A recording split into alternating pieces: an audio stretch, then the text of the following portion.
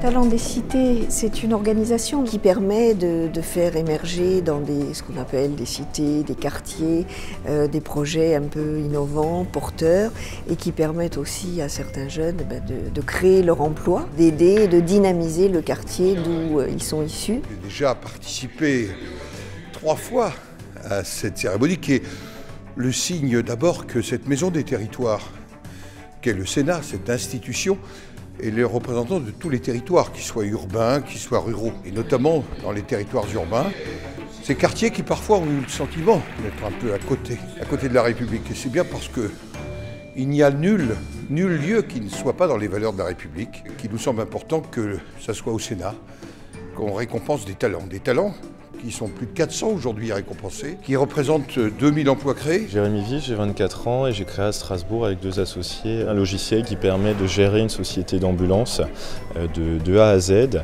en se centrant un peu plus sur les liens vraiment humains dans cette société et entre les patients et puis les chauffeurs. C'est une énorme satisfaction d'avoir cette reconnaissance en plein jour, d'être reçu par l'administration française. Sa personnalité et le projet qu'il porte, il incarne effectivement l'idée de base de ces talents des cités.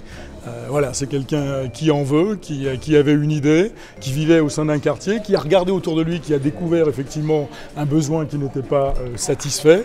Et l'idée a émergé et puis il a porté cette idée, il a créé son entreprise. Voilà, c'est vraiment tout l'esprit de talent des cités et on est très heureux pour lui. Le Sénat a souhaité le récompenser. Ce projet, voilà, j'y crois depuis des années. Aujourd'hui, il émerge et pour moi, je suis fier de ça. C'est montrer un peu de l'espoir, montrer que même très jeune, même en venant de cité, on peut réussir. Moi-même, j'ai eu l'idée de créer en regardant un reportage du concours Talents des cités, que sont-ils devenus, où j'ai vu un ancien lauréat qui faisait un reportage et en fait je me suis dit mais oui, on peut commencer tout doucement et monter quelque chose qui marche et qui crée de l'emploi. L'idée a germé comme ça, alors pourquoi pas peut-être demain des porteurs de projets auront envie de lancer leur activité grâce à ça. Ce prix, ce sera une reconnaissance vraiment qui nous facilitera la vie au niveau national aussi parce qu'on a un marché national et on pourra le mettre en avant quand on ira démarcher des clients. Au fond, avec de l'audace, de la volonté, du courage, eh bien, on peut sortir de la fatalité et du renoncement. C'est une fierté, c'est montrer